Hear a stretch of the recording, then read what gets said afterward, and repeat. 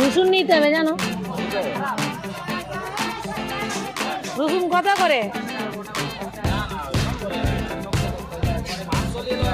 বাবা রে 5 রসুন নিয়ে কি করবো? কত করে রসুন? 500 কত? 530 টাকা নেবে। আদাগুলো পচে যাচ্ছে গো।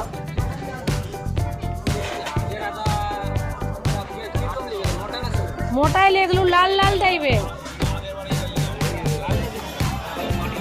লাল লাল টাইপের, লাল মাটি ছিল